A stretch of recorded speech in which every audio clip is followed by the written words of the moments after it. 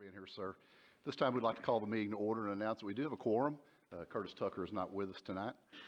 Pre-planned absence. Item 3 on the agenda is pledges of allegiance to the United States and Texas flags. Councilman Cleveland, would you please lead us? Certainly. Join us for the U.S., then the Texas pledge. I pledge allegiance to the flag of the United States of America and to the republic for which it stands, one nation, under God, indivisible, with liberty and justice for all. Honor the Texas flag. I pledge allegiance to thee, Texas, one state, under God, one and indivisible. Item 4 on the agenda is items of community interest. Mr. Hotop? I have none. Have none. Council? Item 5 on the agenda is presentations and proclamations. Tonight we're going to have 2 recognitions. We're going to recognize Bryant Huggins for his academic achievements, and then Chief Arnold's going to join us for recognition of the Junior Police Academy and the Police Explorer Programs. Council, would you please join me down front?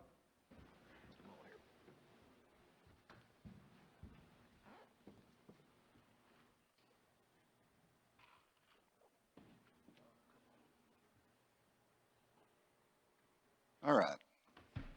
So tonight we're going to start out with recognizing Mr. Huggins. Bryant, come on up. How are you doing, sir? Good to see you. Stand right over here by me. I can keep an eye on you. Bryant Huggins, we decided as a council that part of the city initiative is we're going to build a strong community, and that's what we're trying to do here. And we decided that we're going to recognize the people in our community that have helped us build a strong community. Bryant's parents are there, Dr. Tim Huggins and Ann Huggins, and this family has been a part of this community for a long time, and they have helped us build a strong community. This young man, I guess you're a grown man now, being a part of that. And so I want to talk to you about Bryant Huggins for a minute. I met Bryant in 2008. That's my younger brother in that picture there. Not that funny. But Bryant was, I believe, a 5th grader then at Martin Elementary, possibly 6th grader. He is joined also by kiddos now. One's graduated from the University of Texas. We have a TCU grad there. We have a Baylor grad. There's one I'm not absolutely sure of, but this is a group of kiddos that's now moved on from WISD and has been very successful. Bryant was something special the very first time I met him, and I knew that. I knew that he was a leader. I knew that he was well-spoken. I knew that he was intelligent, and I knew that he came from a great family. So you've sure done that. So let's talk about that. While he was at WISD, Bryant was an athlete. He was in fine arts. He was in choir. He was in theater. Obviously, he excelled academically. He was just a leader on and off the campus, but also just a great person along the way. He was valedictorian of Weatherford High School in 2015. And that, I was school board president then, and that's me with Bryant. And I'm wearing a bow tie then. That was the first time I'd ever worn one. And tonight is the second and the last time I'll ever wear one. So, buddy, it doesn't matter where you go and what you do. This isn't happening again. And both times I've worn one, he's had to tie it for me. So anyway, Bryant is a 2019 graduate of Harvard University. He graduated in 4 years, a mechanical engineering major with a minor in religion.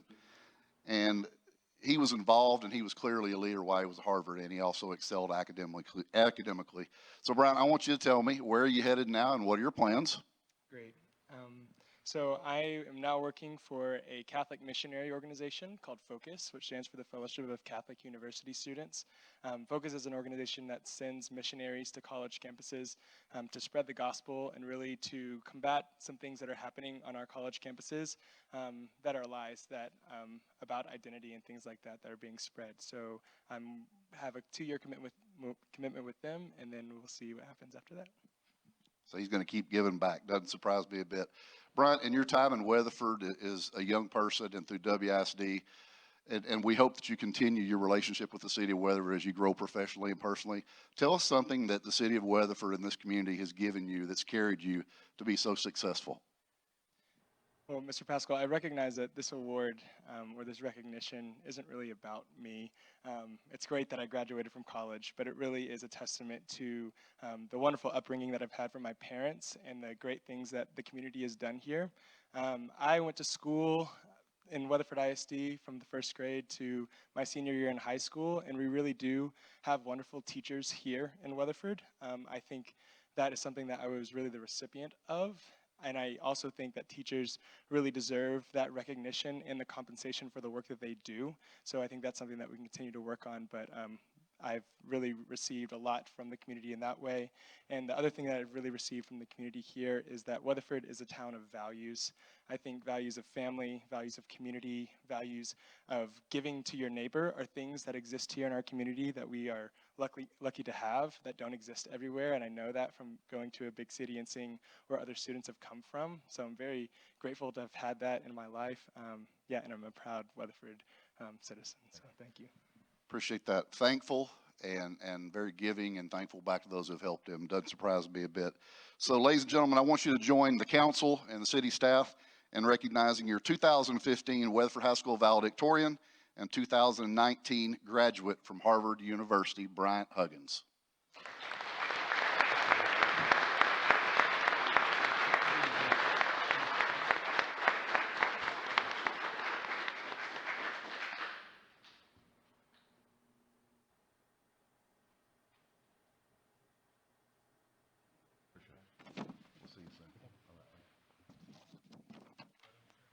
All righty, one more. Y'all stick around here. We're not done yet. I'm not saying the the best is last, but it's awful good.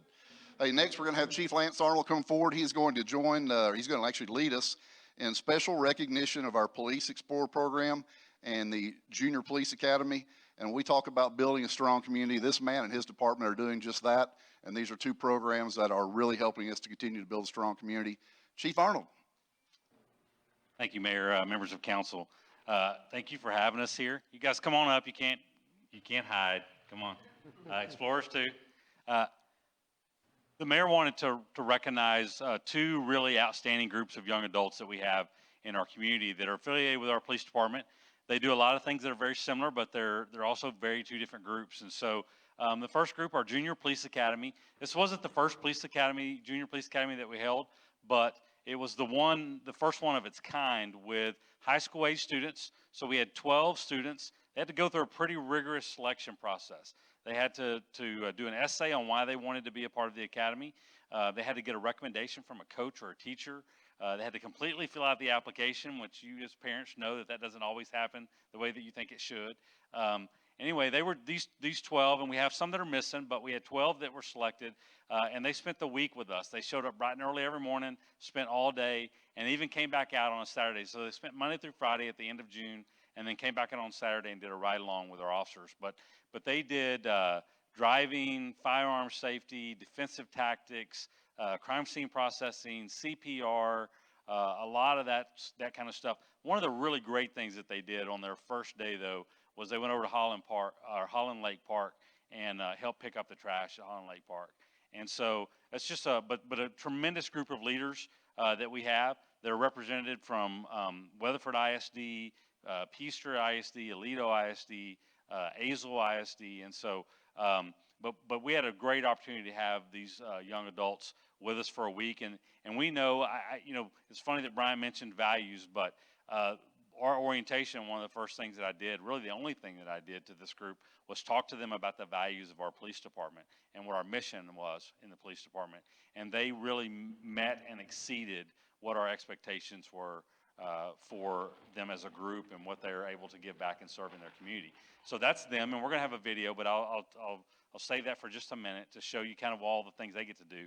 But I'd be remiss if I didn't also mention another outstanding group that we have associated with our police department, and that is our Police Explorer group. So our Police Explorers are members of, the Police Explorers is a nationwide program. It's part of the Boy Scouts of America, but it's our local post. And so Officer Paul Tumlin and his commander, Ronnie Villarreal, back in the back, helped start the Police Explorer post last June. They started with 4 members.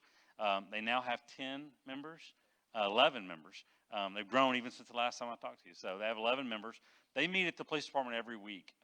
They go over all types of things related to law enforcement, but also related to service in their community. So they also have done CPR, but they also compete in competitions, but they've done some service projects. They have helped the police department out with the rodeo and with parades and helped some other organizations with different activities that they have. And they continue to be a really strong presence in our community as young adults and young leaders in our community. So we have 2 videos One will be for the Junior Police Academy, and one will be for the Police Explorers, and we'll show you that, and then I think we'll wrap it up. So.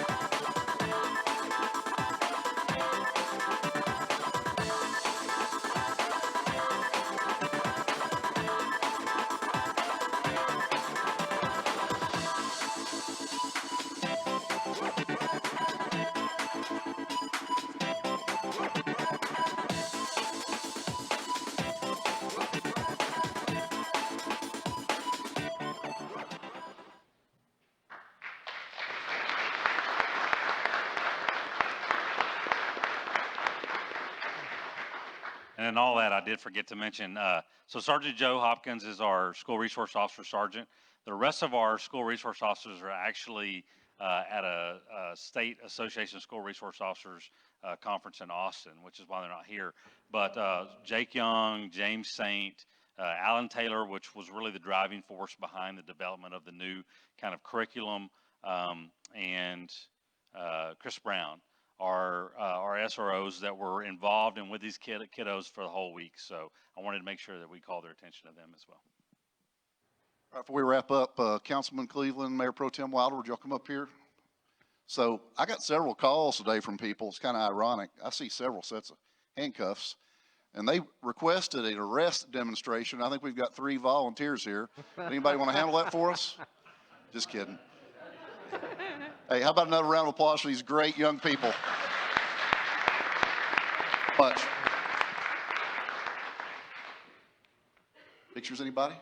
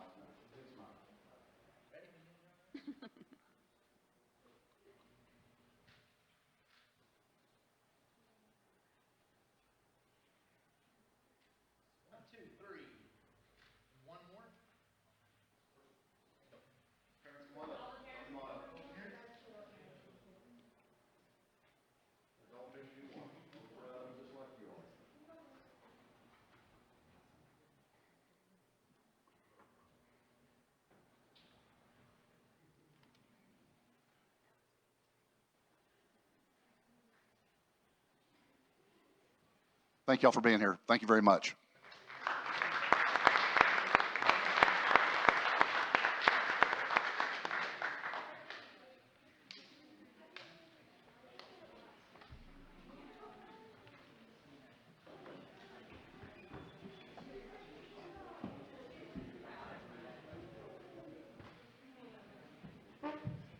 Yeah, you swap chairs with me. That's a whoopee cushion every time you sit down.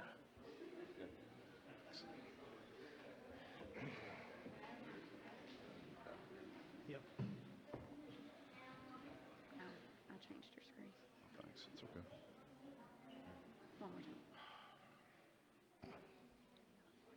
All right, item 6 on the agenda tonight is approval of the minutes. 6A is consider approval of the minutes of the city council meeting held on July the 9th, 2019. Any discussion on the item before we call for a motion? No, sir. Hearing none, there's a motion on the floor for approval by Kevin Cleveland, second by Mayor Pro Tem Wilder. Any other discussion? Call for a vote at this time. Indicate yea or nay, please. Passes unanimously. Item 7, consent agenda items. We have 2 items on our consent agenda. Can we hear those as a bundle, or do we need to separate anything out? I'm good with them. I'm good. So item 7A and 7B will be considered under agenda items. Call for a motion at this time. There is a motion by Jeff Robinson for approval, second by Mayor Pro Tem Wilder. Any discussion before we call for a vote? Hearing none, we'll call for a vote at this time. Indicate yea or nay, please. Passes unanimously.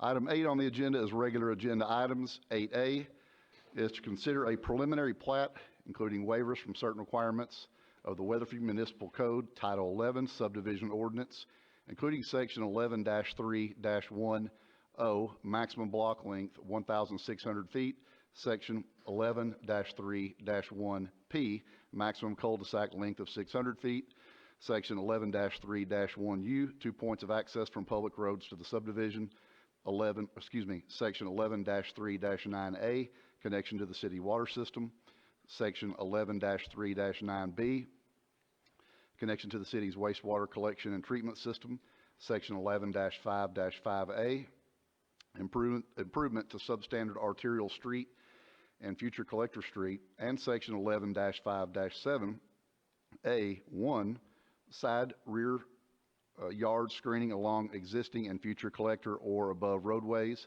for the 27-lot Mariah Farms Estate subdivision, described as being 59.224 acres located on 10 Top Road and situated in the J.J. Briscoe Survey Abstract Number 60 and the R.S. Green Survey Abstract Number 543 in the extraterritorial jurisdiction of the City of Weatherford, Parker County, Texas, SBD 2018-0059. Welcome, Mr. Hamrick. Thank How'd you, that Mayor. You did wonderful. Thank you. Two things. Your water's there if you need it, and I think my presentation is going to be inadequate after that. So this is a parcel that's quite a ways out into the ETJ, the extraterritorial jurisdiction, south of town. It will be a rural-style subdivision. That's why we have a number of the waivers for these rural requirements. Always whenever you have the two-page plats, it's a little difficult to see, so I put it together so it's a little easier to see here. So you do see that we have on the left-hand side there, that is the Tin Top Road connection. As we go back into that with the floodplains and a few other things, it's very difficult to get crossroads in there and connections. So that's why they're looking at the cul-de-sac length there. The Commissioners Court has looked at this. They're comfortable with the road the way it is. They are comfortable because in their thoroughfare plan, they're removing that collector street that we had shown is not there. And as you know, we're in the process of aligning those two plans together. We're putting heavy emphasis on their plan with regards to this, unless a TIA or something does require a larger road to go in there. Here's a copy of that. You can kind of see where that shows up on their plan. So there are no collector roads or anything associated with this project. The applicant is looking at, you can kind of see that little gray area right here. They are going ahead and getting the right-of-way dedication and everything, so we bring that road up from a right-of-way standpoint to what it needs to be. The applicant is otherwise complying with everything. All of the waivers that are requested due to the rural nature of the property and have been looked at both by the county and by the city and have been supported.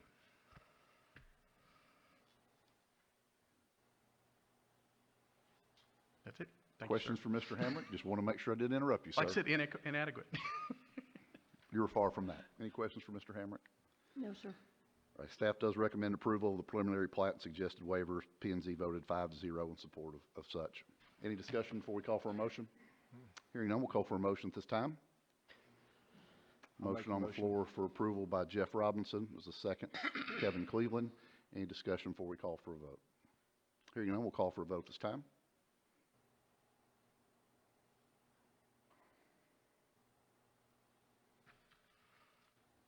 Eight A passes unanimously. 8B on the agenda, consider a master plat including waivers from certain requirements of the Weatherford Municipal Code Title 11 Subdivision Ordinance, including Section 11-3-1L, intersection angle and tangent at Section 11-5-5A, improvement to substandard arterial streets for the 93-lot Montclair subdivision located at 722 West Park Avenue and being described as a part of the 23.678 acre tract predominantly in the BB&B, BBB, and C Railroad Company Survey, Abstract 145, City of Weatherford, Parker County, Texas, SBD 2019-0027. Welcome back. Thank you, sir. Stan Hamrick, City Planner. This is a project that we fairly recently came in and rezoned it to R1, which is our standard subdivision requirement. Minimum 6,500 square foot lots in there. It meets the general plan with regards to the suburban living land use that was there. So the applicant then went in with his engineering team and started working on some designs. We met with them on numerous occasions. We do have a very narrow window through the southern end here to bring through a proposed arterial. They looked at a number of alignments to come through there. They ultimately landed on the one that they're showing here. It had the minimal amount of adjustment that needed to be made. It also met the majority of our requirements. So the intersection angle and tangent requirement that you see there, that's mainly, we try to bring everything in as much to a 90-degree intersection as we can for general safety, but we do allow for some deviation of that. They're going to show us all the math in the next section when we actually get into the final engineering. This is a master plat again, to make sure that all that's there. They have done a lot of preliminary work on that and have shown us that. So we'll get into the finals on that if we get moved further down there. As far as the improvement on the substandard arterial streets, we don't have many of these, but we do have a few around where we have property that's almost entirely surrounded by major roads.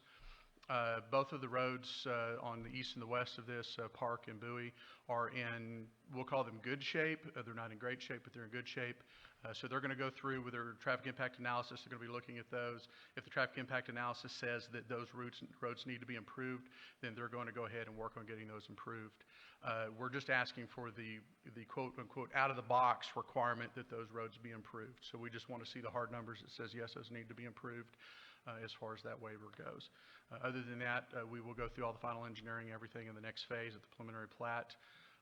This meets all of our other requirements. If you have any questions, the developer's engineering team is here, as well as our engineering staff and planning staff. Thank you, Mr. Hammer. Any questions for the engineering staff or the developer team that's here before? We do have a speaker card, but I figured I'd let them speak first. Yes, Staff questions. I was going to say if we could hear the speaker first as a point of order. Okay, great. Okay. All righty, we do have a speaker card from Carol Green, or Goen, Carol? How are you tonight? Fine. Come on up. If you can, once you get settled, if we can have your address, and then once you get going, you'll have 3 minutes. My address? Yes, ma'am. I'm kind of hard of hearing. That's okay. Carol Goen, I live at 808 West Park. Well, 800 West Park is my driveway. 808 is my mailing address. Okay, and you'll have 3 minutes, Carol. Right. The road that they've planned, the plan that they have here, where their road comes into the subdivision, it goes along my fence line and then it dips into my property when they decide to, the city decides to widen that road, then they'll come in and take my property. And the backside that they're taking is a dam and a stock tank. And also, I'd be living like 50 feet from a 4-lane road.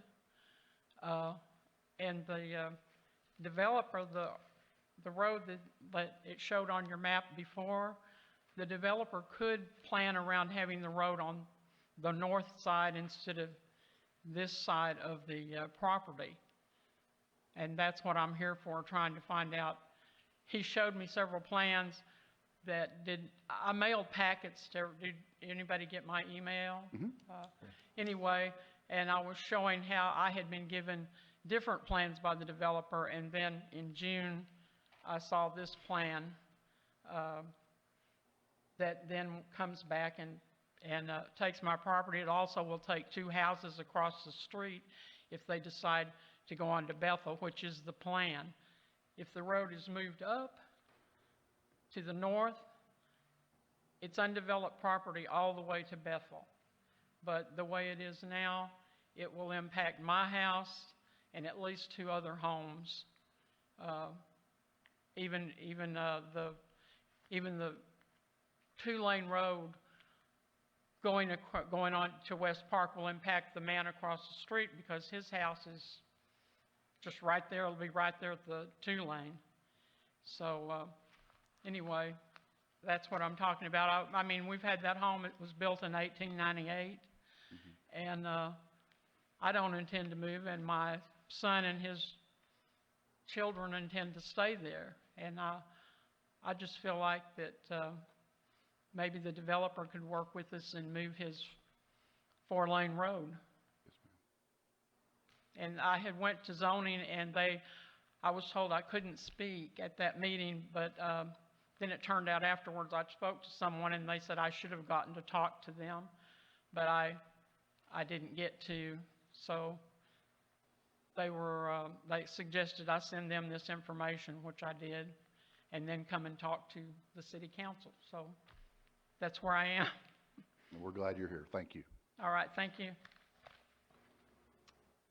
We don't have any other speaker cards on this item. Would you like to move forward with the developer at this time and have them come up? Anybody have questions for the developer? Yes, sir.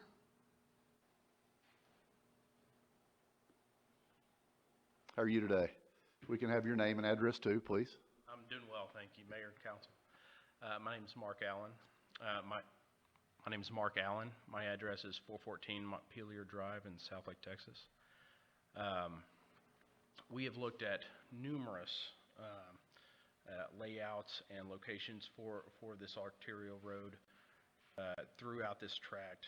It's a very difficult tract to develop due to topography and basic geometry whenever you start to get in and lay things out. And we looked at potentially aligning the property, the arterial in the center of the property. What that does is it bisects the property. It creates an enormous burden on a significantly smaller number of lots. And if you do well with division, then you start increasing the numerator and decreasing the denominator. Things start to get cost prohibitive in a very very fast way. So economically, this was the only way was to push the arterial to the southern property line. This was the only way to make the economics of the property work. Okay. Questions for Mr. Allen? Yes, sir. Mayor Pro Tem? Yes. My first question is, when you say the economics of it work, can you give me specific mathematical, what that does mathematically and what value that has? Sure. So if we were to shift the road back into the middle of the property, essentially the cost of building the arterial through the subdivision would become 50% more expensive with 35% less lots, which makes the lots cost, before you factor in interest carry and before you even think about any profit on the deal, the cost would be more expensive, independent of land, more expensive than the retail value of the lots. What specifically is the retail value that you've associated with the lot? $60,000. So that mathematics. Any other questions for Mr. Allen? Can I ask one more question Absolutely. from the developer? Yes. Because I'm trying to think of what you're saying. The percentage you said is 35% less. So I'm mathematically doing that in my head. Right. So there are 87 lots, residential lots. I guess there's 6 open space HOA, future HOA maintained lots in the subdivision, but 87 residential lots. And we were not able to get over 70 lots. Most of our iterations, and we had a number of them, so we tried to make it work every way that we possibly could without coming in and asking for any variances. And I didn't, I have gotten to know Ms. Goen a little bit, and I certainly understand her situation and her desires. However, this was the only way to make it work. So at 87 lots, whenever you start to take a third of those lots away, 65, 66 is the general number of lots in most of the land plans that we generated with the arterial running through the middle of the property. But it doesn't cause any additional waivers. It does not cause additional waivers, that's correct. And it meets all the plan, all the specifications of a master plan. That's correct, but if that were the case, I wouldn't be here today because the economics would not work. Okay, great. So if you take a third of the lots away and increase the cost by 50%, it doesn't work. How many lots do you lose by moving the arterial just on your property? What, can you elaborate? So it's on the south side and it doesn't completely contain itself on your property. The right-of-way would move down on her property. How many lots do you lose by the arterial being completely on your property? Probably 7 to 10. That still puts you over the number that would make it Yes, doable. sir. And then, Due to the topography of the site, and we've worked with Stan and Mr. Hughes and Bill, and we've gone through this a number of times, and we've agreed that though whether our rough proportionality dictates or not, we're going to build 2 lanes of the future arterial from all the way from Park to Bowie, and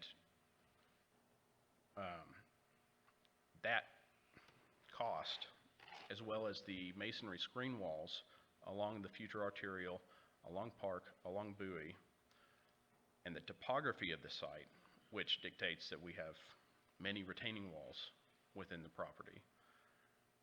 All of these things kind of stack on top of each other and increase the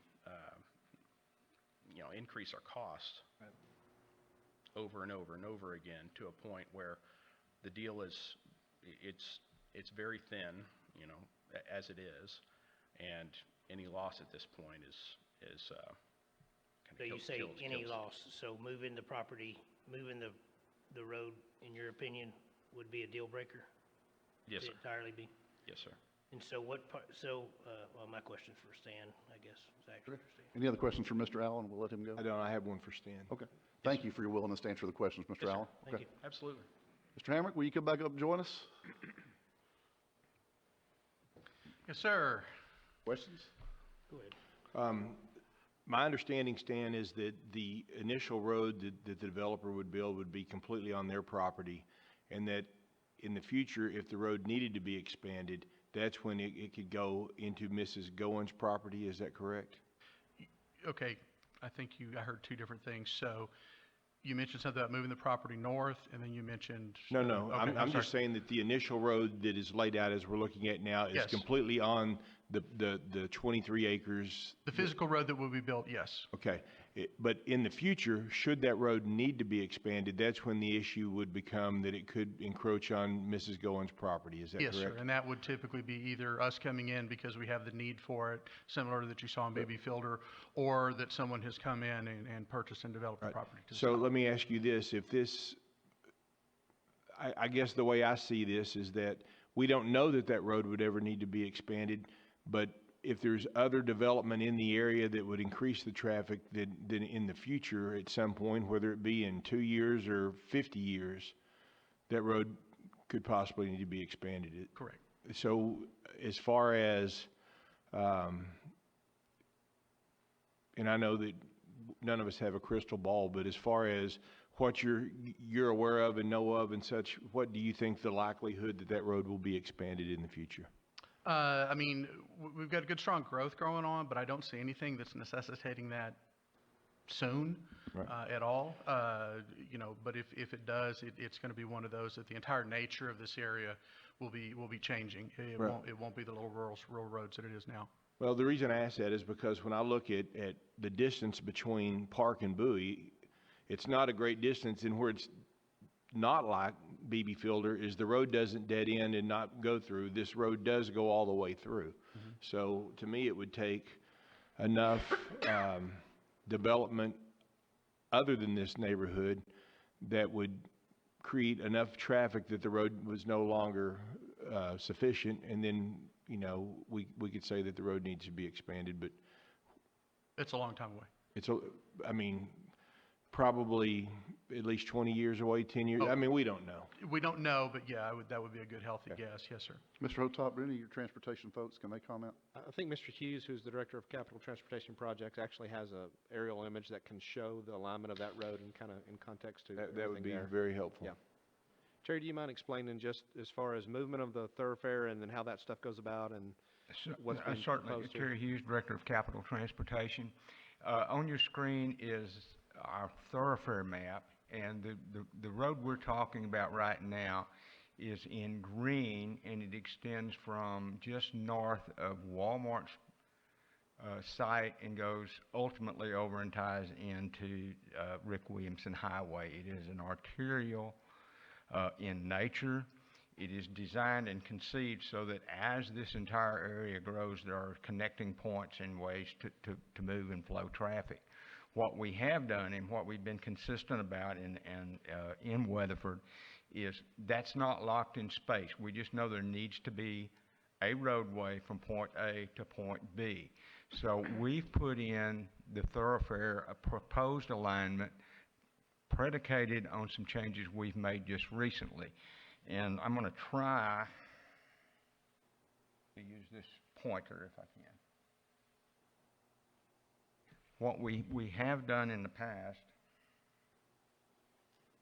is in that area I just highlighted, we've talked to some developers about sliding it around.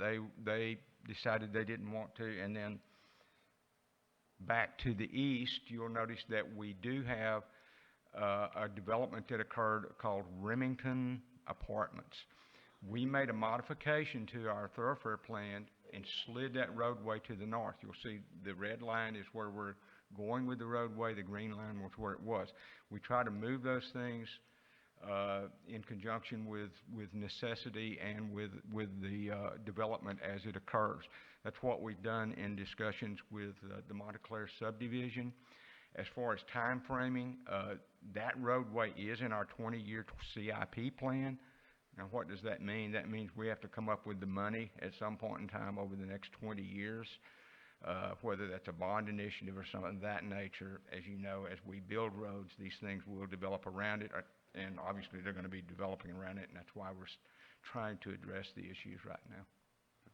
Any other questions for Mr. Hughes? Yes. You go first. Okay. So I guess, explain number one, and this might be Stan, explain what the waiver for improvement of substandard arterial, what is that specifically asking for, so I completely. Those would be for Bill to answer that one. Yeah, I was going to say, Bill can answer it, but like I mentioned at the beginning, we just kind of have an out-of-box requirement that any substandard roads around your subdivision are required to be upgraded to a current minimum standard. So it's not for the new road going in, it's for. No, Brilliant it's Park. for the Okay. roads on either side, because they're kind of in decent shape. The TIA is going to talk about it a little bit, so we're going to make the final determination then. We're just simply saying, hey, as the out-of-box requirement, can we put that off and wait till the TIA says yes or no? So you guys are still gonna have some requirements probably, but this is giving a waiver from, so I guess one of my confusions is I feel like we're giving a lot of waivers out before we have any design, so we're saying, go ahead and start your design with the understanding that we're going to allow you to have some waivers. Is that where we're at? So they're having to build a lot of infrastructure because of where they are with a lot of stuff around them. The extra road, east-west and some things like that they're having to build. So that was one of the things that we looked at in the totality of the development was the necessity for those north-south roads to the east and the west of it. That was a whole lot of directions. But that, do we have to have the out-of-the-box requirement? So we're okay with that being waived to say you just have to do it no matter what.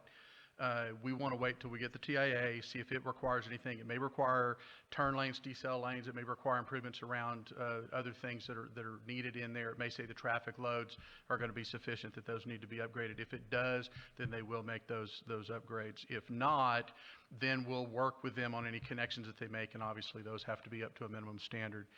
And as far as the tangents go, they've shown us the basic math on that. That's just centerline math. We know it's in the neighborhood that we're comfortable with. Again, we just have an out-of-the-box requirement that says it must meet this 90-degree, but we're saying, hey, it's within our tolerances. We're okay with that. So the tangent one makes sense to me. I'm struggling a little bit with the substandard improvement or the. So it's kind of like, think of it like the water and the sewer stuff. We have an out-of-the-box requirement that everybody has to have city water and city sewer. Sometimes it just doesn't make any sense. And so we come and we get the waivers. We just did that earlier tonight. In a way, this is very similar. They have existing facilities. There's a lot that's going on this very small piece that they're trying to fit that are major roads. So if they get in there and have to work with all those major roads, it can get very expensive very quick. We're just saying because those are major roads, they're in relatively decent shape. We just want to put that determination off till we get to the TIA, as opposed to an out-of-the-box, yes, you got to have it all. So I guess try to get you wrapped around why my mind is struggling with this. We keep talking about cost, expense, and all that stuff. But at the end of the day, and I want to make it fair for the developer because I want him to be able to make it work, because that whole area out there is eventually going to look like this. I mean, you go ahead and accept that. It's going to look like this. But in the same breath, when we talk about expense, if he's not paying it, we're paying it. At some point down the road, I mean, the taxpayers are going to pay for it. So my concern is if we develop this property and we don't secure all of the right-of-way for the road at its finished product now, we will be in executive session probably 3 years from now, fighting with the citizen arguing over prices. It will take a 2-year window of going back and forth over how much the land's worth. We've done it already. I don't feel comfortable really with that piece of it. Yeah, we're not gonna be, I'm sorry, Bill Smith, City of Weatherford Engineering. We're not gonna be waiving any requirements for right-of-way dedication. We're gonna acquire whatever property. You can't ask her to give you a right Well, of way. not on that property, on this particular property, in relation to these substandard arterial streets as well. So I guess then the best thing for me is to take those 2 waivers off my plate then. And we say, I'm okay with those 2 waivers. Okay. My concern now will then be the property and the right of way for the future street. That would be my concern. Correct. Yeah, and they are providing a majority of that right of way required. There is that one sliver on the southern property that's not acquired at this time. Mayor Pro Tem. Man, you and I must be thinking alike. Jeff brought up something that I just want to clarify with Terry Hughes. The green, can we go back to Terry's map? Yeah, okay. The green going through is what was originally laid out in our plan, in our 20-year plan, Well, it's on our thoroughfare plan, yes, ma'am. the 20-year thoroughfare plan. And so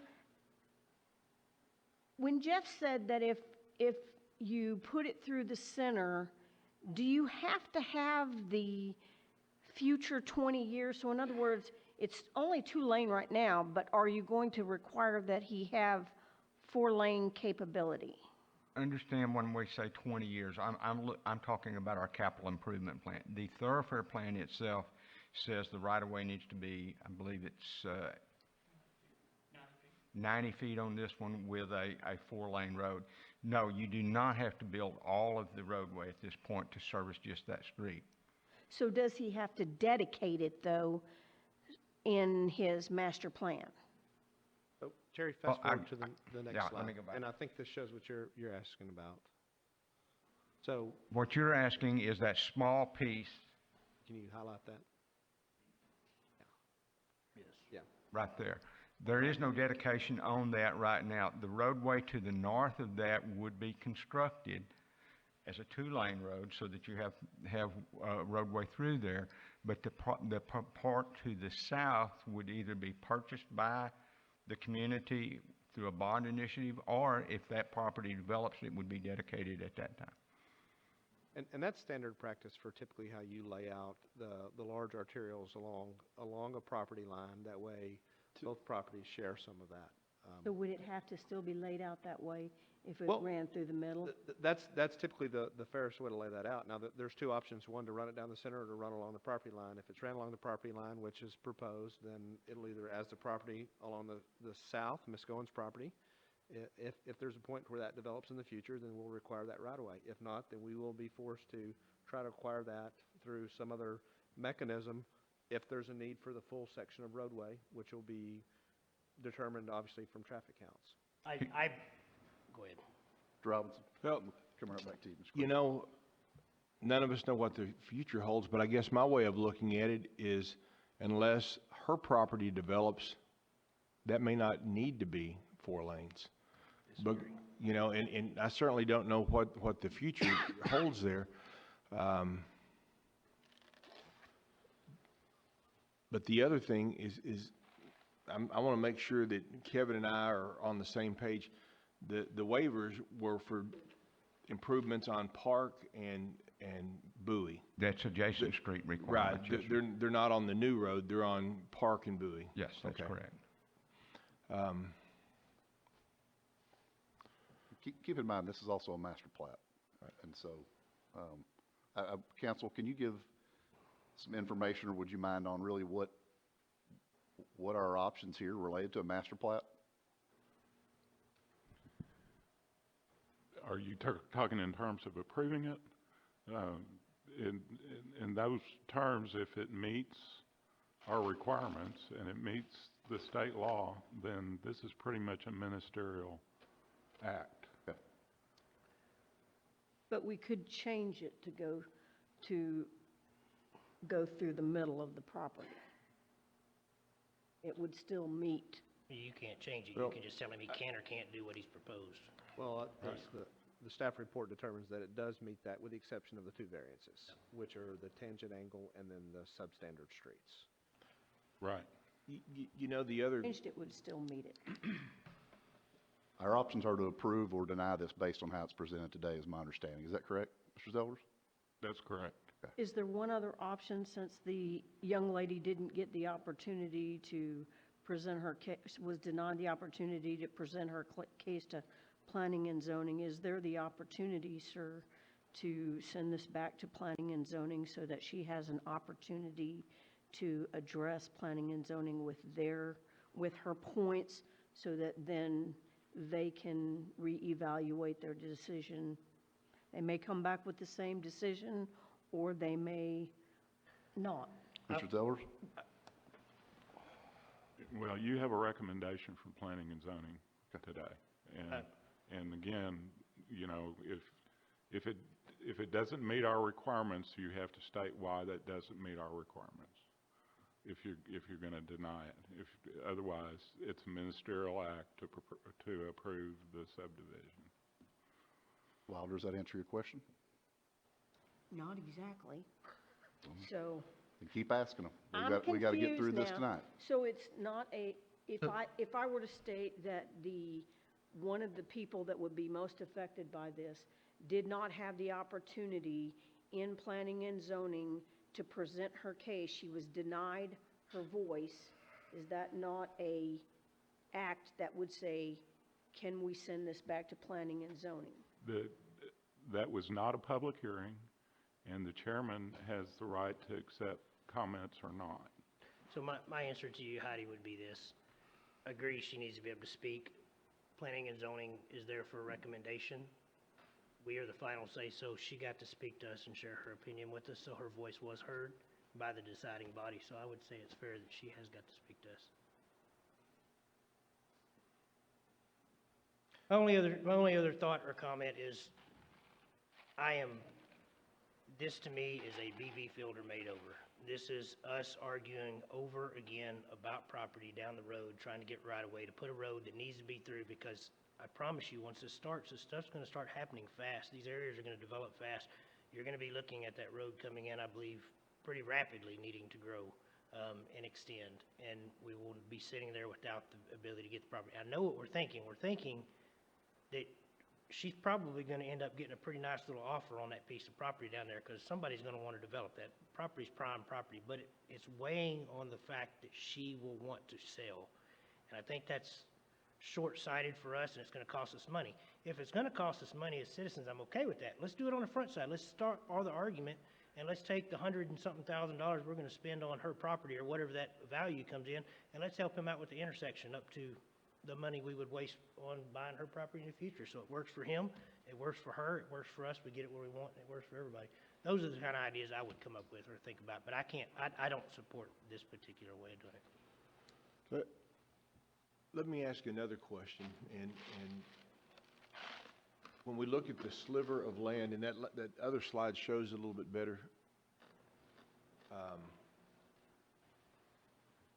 right there. Except for, and I don't have any idea how many feet that is, it fits. There's no way that road can have a little different curvature there without losing that number of lots. And that's probably more of a question to the developer. Bill may be able to answer that. It probably would be a question for the developer, but I can answer as far as city requirements. We do have minimum design criteria for how much that road curves, and they're at the minimum right now, and it'd require another variance and things like that to make that even less. So, but I'll let the applicant speak as well. If you're saying the road doesn't need to.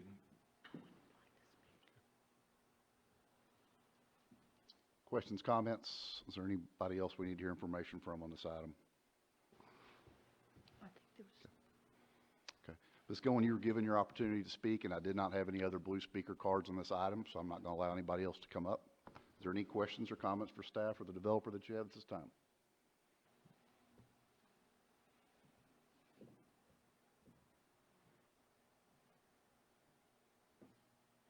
Further discussion among council members?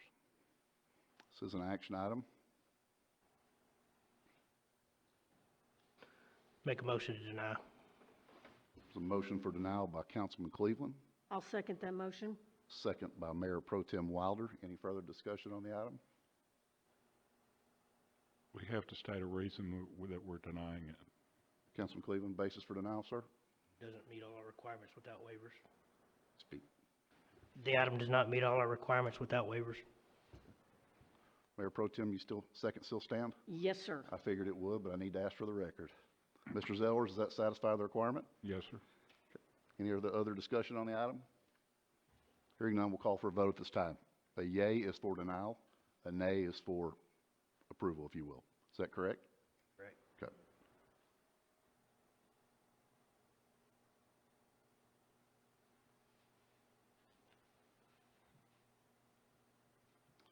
All right, we're split 50-50. And I'm about 4 meetings into being mayor, so what's the next step? That's a denial. Split vote, the end Has to result of have a that is majority. the item has been denied, correct, council? Correct. Okay, great. Item 8C on the agenda, and thanks for your dialogue and discussion on that, team and staff, thanks for your input. 8C on the agenda is consider acceptance of the quarterly investment report for the third quarter of the fiscal year 2019. Kyle Lester, welcome, sir. Thank you, Mr. Mayor, members of council. I'm Kyle Lester, Finance Director. As Mr. Mayor said, I've got the quarterly financial report for the third quarter of FY19. Going into this, I always like to talk a little bit about what's been happening the last quarter, just nationwide with our economy. Our non-farm payrolls rose by about 224,000 in June, so we've been seeing some pretty good movement on that, led primarily by professional and business sectors as well as healthcare. Unemployment has continued at a low rate, around 3.8%. Currently, I'm reading the long-term expectations are, or at least in the next few years, for that to remain relatively low.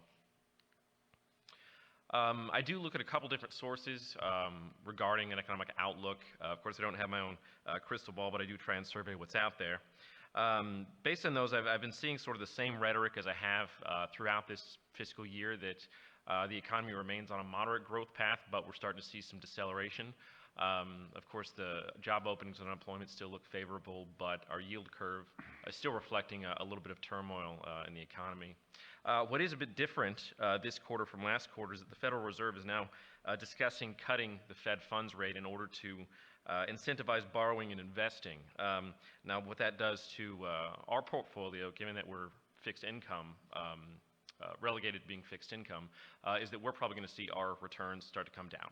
Our rates tend to be in lockstep with what the Federal Reserve chooses to do on that borrowing rate. So should they take that step, we'll likely see some decreases in our returns.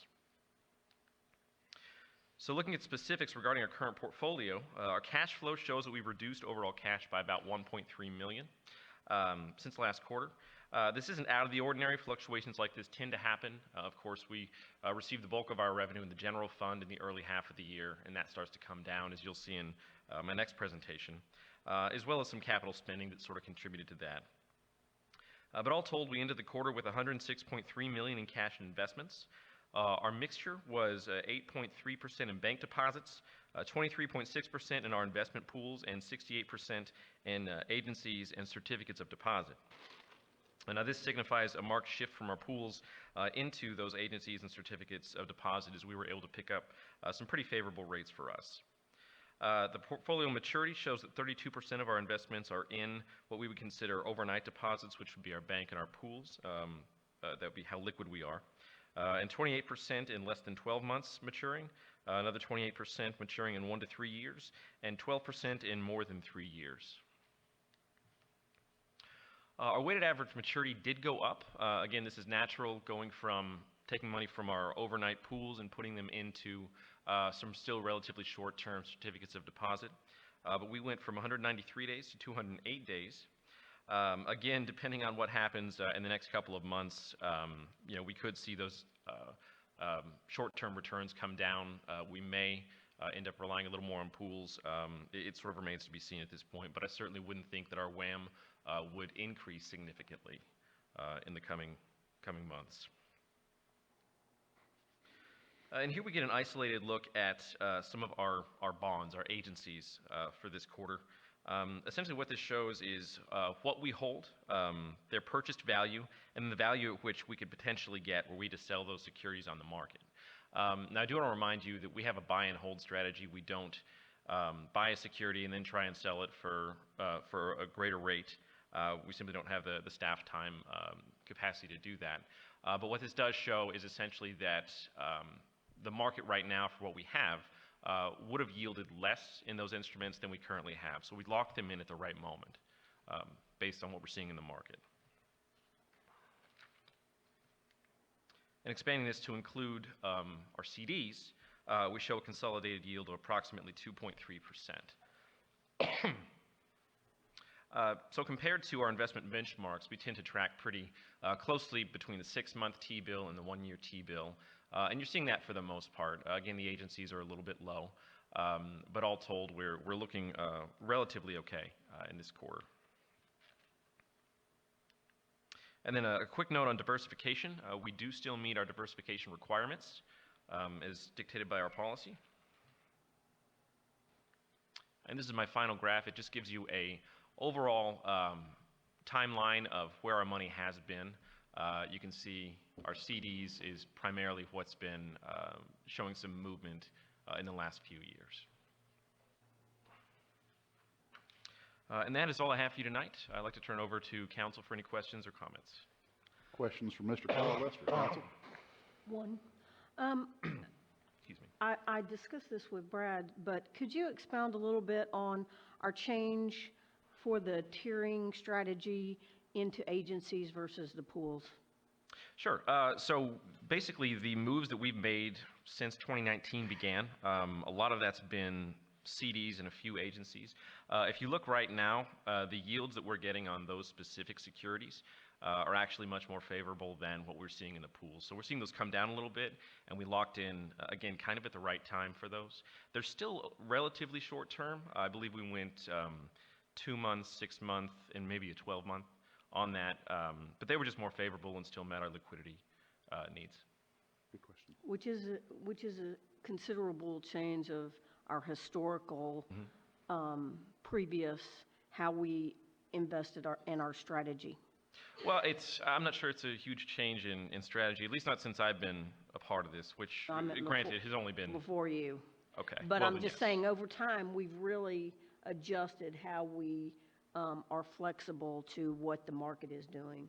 Right. And in a falling, I guess, rate environment, which is what we're in, when you can ladder things out and lock them in as rates are falling, you can obviously benefit from that rather than having to rely on lower rate securities.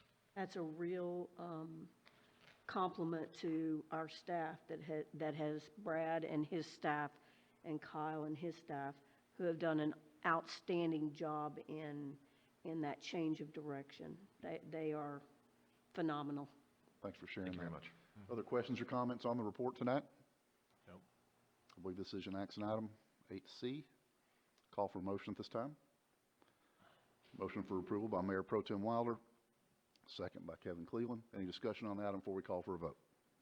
Hearing none, we'll call for a vote at this time.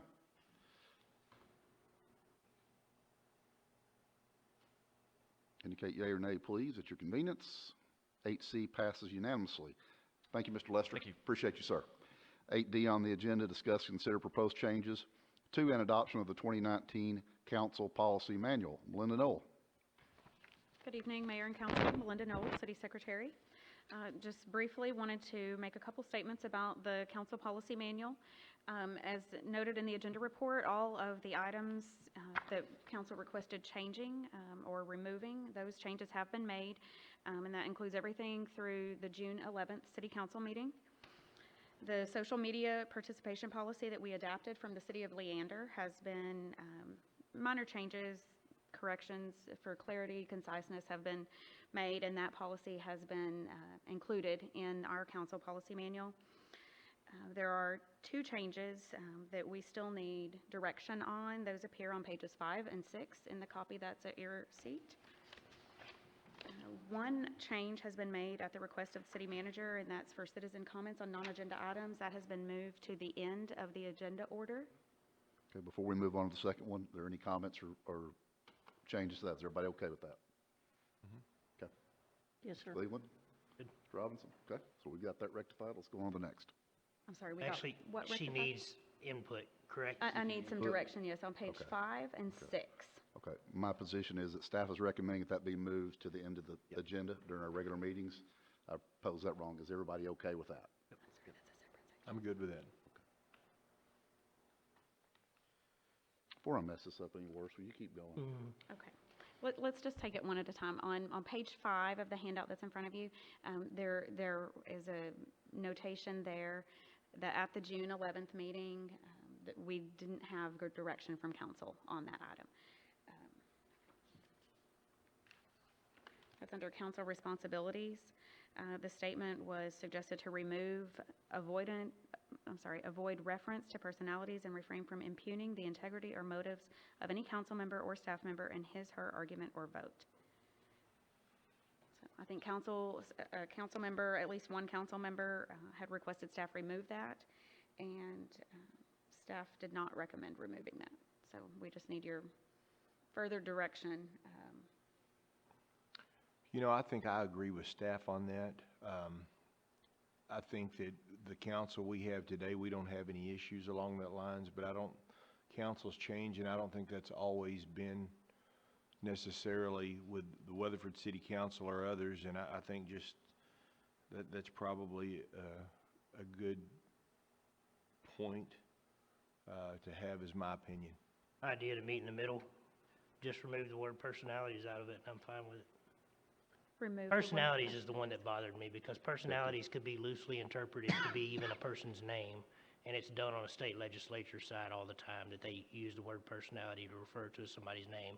So if you tried to say so-and-so voted, that's referring to someone's personality, and they ixnay it from the conversation. So if you took personality out of there, I'm fine with leaving it there. Mayor Pro Tem, how are you? I agree with Kevin. I'm We good get with that compromise change. there? Absolutely. All right, Ms. Knoll, let's move on. All right.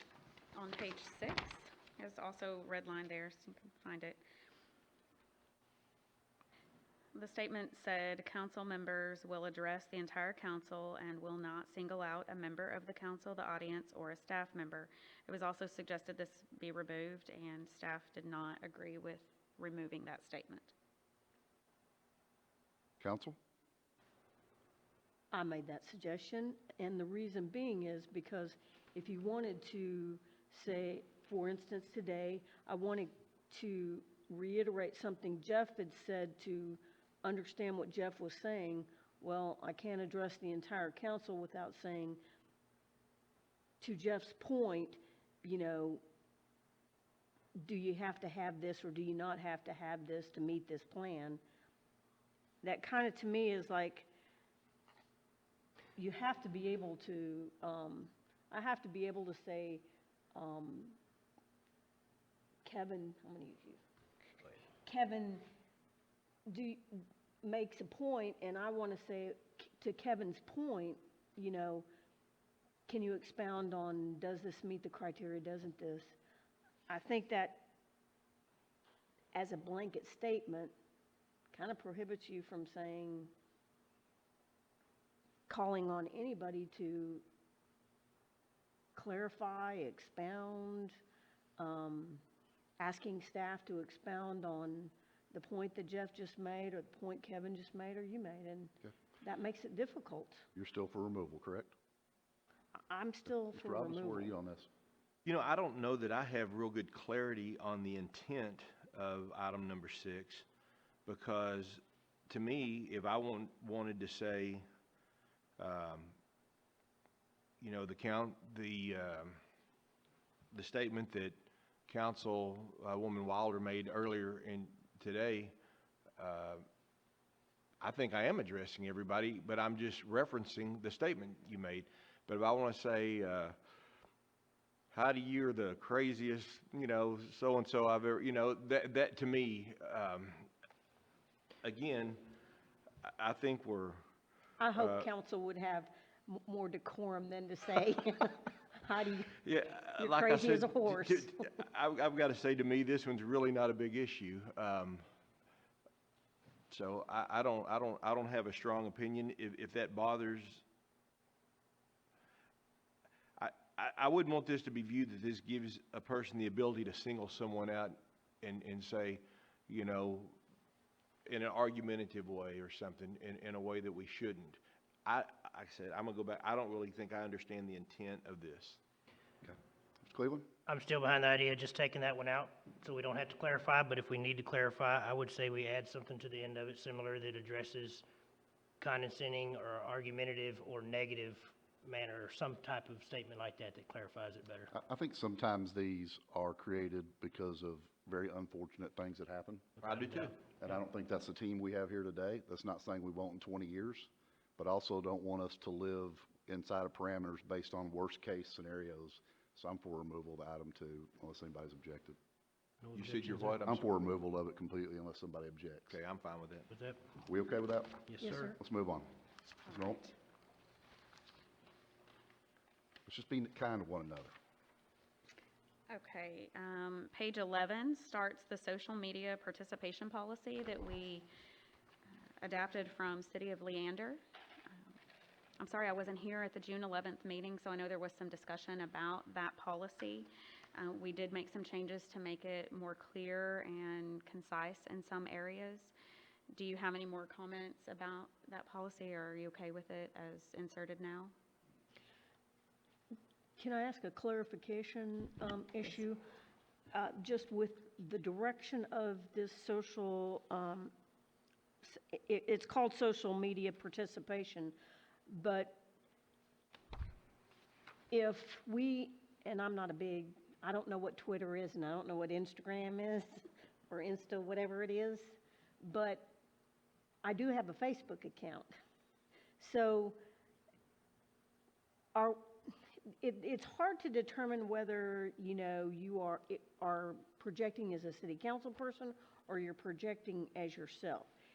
This policy just says don't project anything as a city council person, correct? Actually, I believe the policy suggests that you have a personal account and a council member account. And that if certain city topics or discussions are on your personal page, that you recommend they contact you via the other page or through the other social media outlet or channel that you're using. That's Yeah, two and so accounts. it might be advisable in future that we address this in an educational way among council, because I think there's a lot of laws that are changing on a federal level, because what you're seeing is people using their personal account to have conversations, and as soon as you start a conversation, you can no longer delete accounts, you can no longer block people in That's certain correct. instances, so it The state might be- library does have requirements for retaining those records, and it's considered a record if you post anything about city business, whether it's on your personal account or your city account. We could provide you with a little memo that has the do's and the don'ts. I don't know that it warrants a work session to go through all that, but there's a lot of stuff that changed. It is subject to open records. You are required to maintain that, and so, you know, there's a lot of state and federal laws associated with that. So, you know, the advice is you're always projected as a council person, whether you believe that or not, and I'm not inferring that you don't, but I mean, you're always viewed that first, and especially on social media, and anytime you speak, they'll take that as a council person speaking. So, you know, that's just a cautionary note. So what I'm hearing is with further clarification received after the meeting on the policy, how that applies to us on a daily basis, we're okay with its current form with this particular section? I'm okay with it. I'm the one that made the specific comments on this, and I think it's vastly improved, and appreciate the clarification on it. I like it. Everybody good? We can move on? Yes, sir. Ms. Knoll? Yes, sir. The final item is regarding the order of items on the agenda. That's the one I tried to do first, right? Yes, sir. Yeah. Go ahead and laugh. Get out of order. Yeah. This is on page 15. This is the only suggestion that has been changed outside of your June 11th meeting, when you last heard this item. Citizen comments? I'm sorry, clarify for me, page. What page is it? I'm sorry. 23. It's page 23. Okay. It's item number 15 at the top of that page. Gotcha. Citizen comments on non-agenda items. City Manager Sharon Hayes just requested that this item be relocated to the end of the agenda. for all meetings that have this topic on the agenda. Comments or questions? Was there not a suggestion that, people are constantly late?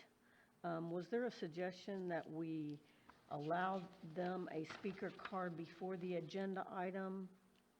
This is a So this separate. is non-agenda, so this is not related to a specific Okay, item. This so- is just if you want to speak in general. So it always it's typically occurred at the end of the meeting, so. Okay, so we're still going to require it 5 minutes before the meeting?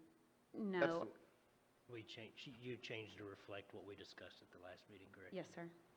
Yeah, there was a comment that for regular agenda items, if somebody wanted to speak on those items, that they have to submit that card before the item is called. They don't have to submit it now 5 minutes before the meeting starts.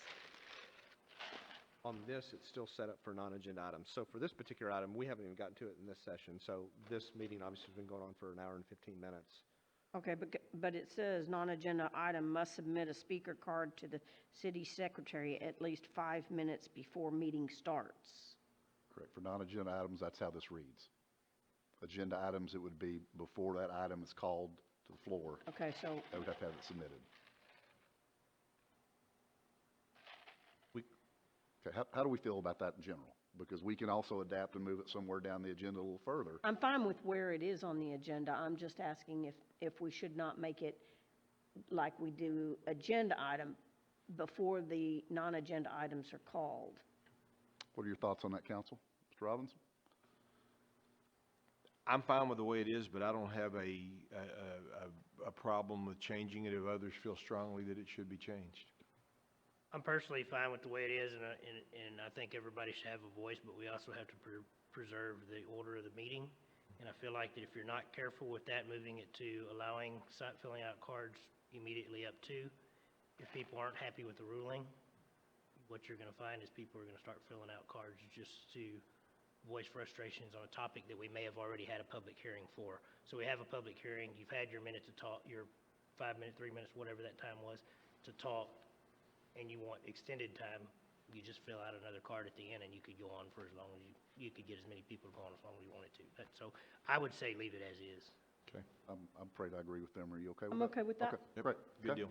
I hear consensus on everything that we went through tonight. Is there anything else we need to rehash? No, sir. Trotop, did you have a comment? We've attached the nepotism policy as well. So that's the policy as it currently exists with HR. There will be some changes that we're looking at modifying to that, and so we'll just attach those. It's an attachment to this, so. Okay. I believe this has to be adopted with a resolution, so we'll bring it back to you on your consent agenda at the next meeting. Before we move on to item 9 on the agenda, council, I appreciate you taking the time. There was great labor and time in making this a better document. Staff, I know it created a lot of work for y'all, and y'all also spent a lot of time trying to make it a better document. I don't think it's something that we're going to use very often in a difficult situation, but I think if we have those over time, or future councils do, we're giving them a good tool to work with. So thanks for your effort on the item. Any other comments on 8D before we move on? Item 9 on the agenda is staff reports. 9A, receive a financial report for the third quarter of fiscal year 2019. Welcome back. Thank you, Mr. Mayor, members of council. I'm Kyle Lester, Finance Director, and as the Mayor mentioned, I've got the third quarter financial report for FY19. Through June, our general fund has collected 76% of its budgeted revenue, spent about 70% of its budgeted expenditures, leaving a surplus of $1.2 million. If you recall our last quarterly report, we were reporting a surplus of around $3 million. This trajectory is pretty typical. You get the bulk of your revenue in this fund within the first and second quarter, and then sort of see that come down the rest of the fiscal year. So there's nothing surprising here. Our revenues are falling about in line with how we expected. Sales tax is still a bright spot, as it was the last 2 years, although a little bit less or so than we've seen. And property taxes are falling in line with budgetary expectations. We have seen some increases in miscellaneous revenue, but other than that, again, everything is falling in line with the way we had anticipated. And as I said, sales tax is continuing to exceed budget. It's what we like to always see.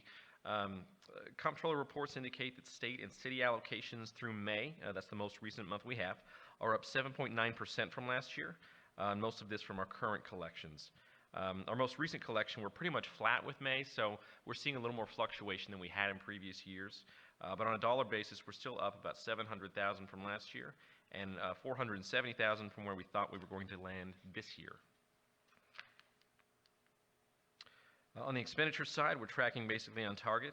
70% of our annual budget has been spent.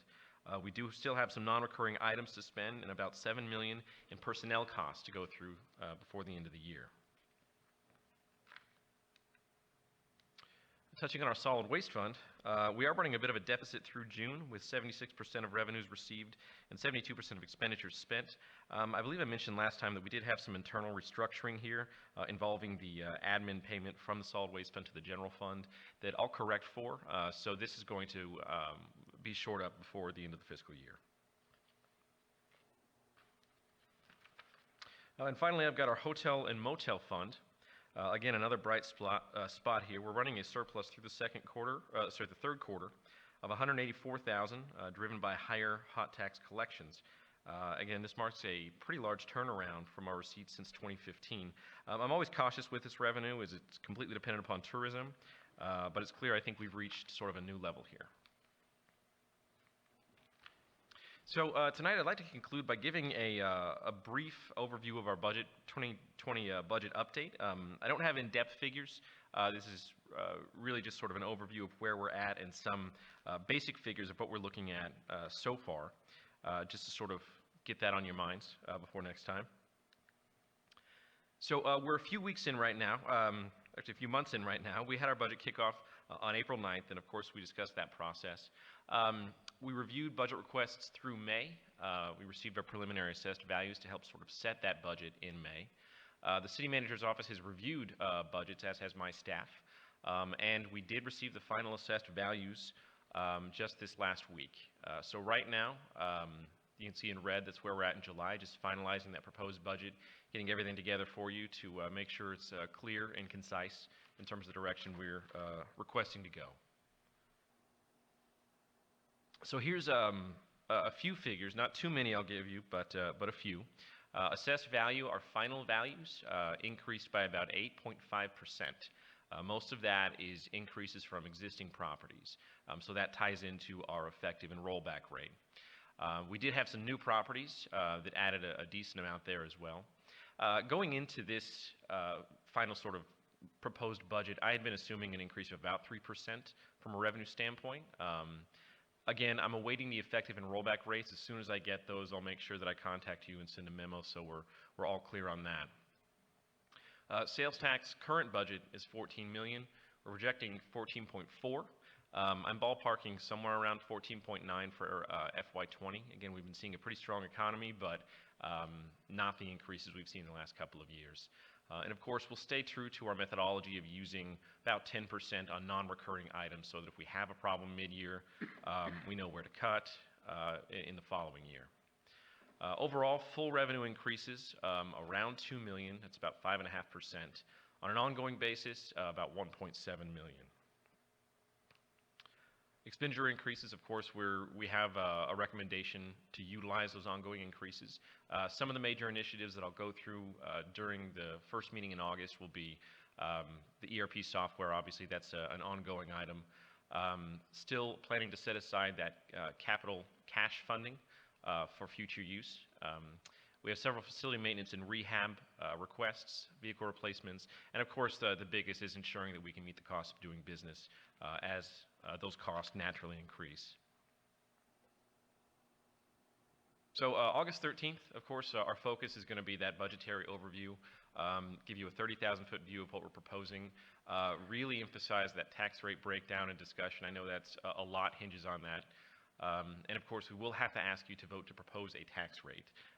Just as a reminder, I always like to say this, that's not voting on the tax rate, that is essentially voting to tell us what you will consider potentially adopting eventually, but it does not lock us into anything other than the fact that we cannot adopt a rate higher than whatever we propose during this date. August 27th, of course, still harping on that tax rate and any potentially outstanding budget issues. And then we'll have that first hearing on our tax rate. September 10th, sort of the same thing.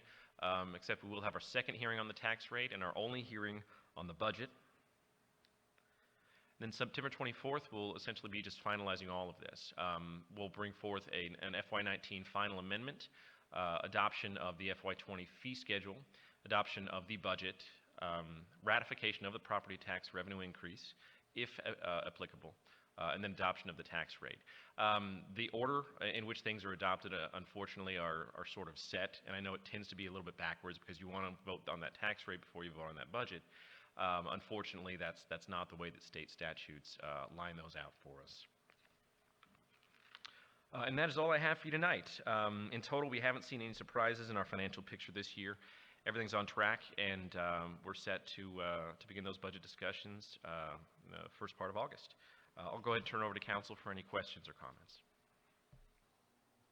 Looks like we got a pretty good roadmap of the process. Any questions at this point for Mr. Lester?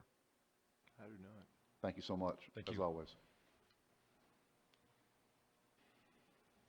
9B, presentation regarding the police department's crime prevention through environmental design. I'm not even going to try to say that acronym, program CPTED.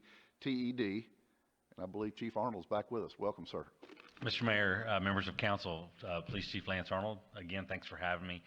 Really brief, just going to show you guys the video, but wanted to let you know, you recall kind of some of the structural changes we made in our department, which included the creation of a community services division and our community policing officer, which is Officer Paul Tumlin, who I introduced earlier with the Explorer group.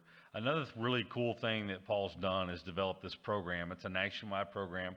CPTED is the easier way to say it. But right now it's from a residential nature. We do have some plans and hopes in the future that require some more certifications, but for Officer Tumlin to get certified in a commercial standpoint as well. And that potentially could have some impact future with sitting in on some of the planning meetings and things like that. It's really, you'll get a better understanding by watching the video, but we posted this. The city, Nicole actually helped us with the video. She posted it on a city Facebook page and social media pages, and we posted it on the police department page. We've had a couple of residents contact us so far, but this is a free service that we offer for our residents, and we wanted you guys to know a little bit about it. And obviously, Officer Tumlin's here, stuck around for the whole meeting in case you do have questions. But so if you have residents in your areas that are interested in it, or if you see an opportunity to present it to them, then we would appreciate it. So. Hey everybody, thanks for taking the time to watch the video. I just wanted to take a minute or two to tell you about a service that we offer our community here at the Weatherford Police Department. It's called CPTED, which is an acronym for Crime Prevention Through Environmental Design.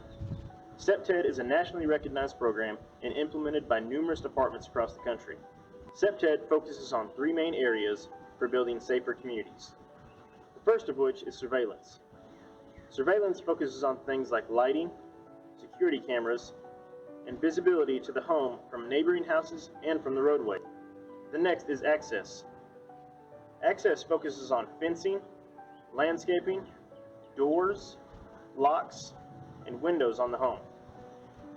Lastly, territory. Territory focuses on the appearance of the home and the area surrounding it and how well it's kept. Criminals act when an opportunity arises that allows them to commit the crime. By making just a few simple changes to your home, you may eliminate these opportunities and save yourself a big headache down the road. So let me explain a little bit about how it works. If you're interested in this program, you contact the Weatherford Police Department, and we set up a time for an officer to come to your home and perform what's called a safety site inspection. Based on the officer's findings of your home, he'll give you a report which includes the strong points and the weak points of your home that are susceptible to crime. After you receive your report, it's totally up to you what you want to do with it. We just want to provide you guys with the tools to make these changes that you see necessary. I think we can all agree that Weatherford is a great place to live, work, and play. So let's all continue taking proactive steps to keep building a safe community for everyone.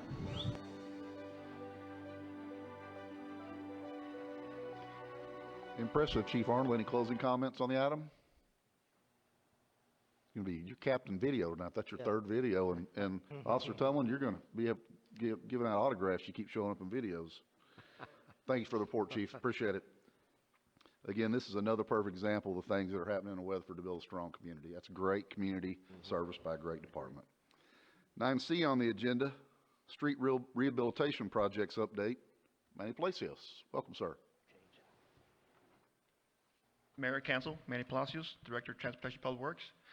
Speaking of strong communities, well, I'm here to talk about streets. Give you an update real quick on where we're at. We're going to start off with our proposed street rehab projects that we started this fiscal year. Of course, we start, on October 1st, and we end at the, end of fiscal year September at the end. So just to give you a brief, explanation of what this map, shows, the green is all the projects that have been completed up to date. We have a total of 26 projects on the map. We started off with probably about 22 or so, and then if you remember, on the fall of last year, I came in and asked, presented to the council. We had a severe rainfall event, and in February, the council amended our budget to more funds and to add more street projects. But for right now, those green projects are completed. The yellow are in progress as we speak, and the one that's clear white are scheduled for probably either next month or the following month, but our plan is to finish up by the end of this fiscal year. The 7 roads that were impacted last year are shown in red, and basically, we use those funds to either hire a contractor or help us out to go pave those roads, fix the roads. We went in there to fix, repair some drainage issues, but overall, I'm just glad to tell you that our guys are working hard and trying to keep up with the roads and keep up with the demand, work orders and so on. So, again, we're trying to try to build a strong community. I want to go show you some pictures of some projects that we completed. Here's Old Dicey Road. There's a before and after. A lot of citizens and residents were happy about this. Bowie Drive, this is before, and that's an after. This is Marcus Road, that's a before and an after. In a lot of cases, just a quick overview, is we go in there and we do a full subgrade rehab on these roads. Some roads we'll do some minor repairs on the subgrade, but in this case, Marcus Road, we do a full rehab. In other words, stabilize the subgrade and put a brand new pavement surface on it. This is another before. This is Bodark Street, and if you notice that neighborhood, Rusk, Bodark, Ackerd, I forgot what the Johnson Street, I believe, but we've been working on that neighborhood for the past 4 or 5 years. I mean, we're trying to go in there and, when we pick a project, 1 or 2 projects, we want to make sure that we kind of, plan for those streets all in that neighborhood, so that way we're not just going in there doing one street and move on to another side of the city. We want to make sure we plan to phase it out and take care of all the streets in that neighborhood. This is Martin Drive. We just recently finished that one last week. That one was probably one of the biggest projects this year. The guys worked pretty hard. Here's an aerial view of the final product. Here's the street crew working at nighttime. We had to work on night times and daytimes. Of course, the heat, it's very, very strong, very hard on the guys, so we worked it out in the nighttime. Less impact to traffic. And last but not least, just a quick update on the roundabout at College Park and Martin Drive. This is an area review from last week. We're probably about 70% complete. We're hoping that by end of August, early September, we should be complete with the project. Everything going as planned. This is a picture of today.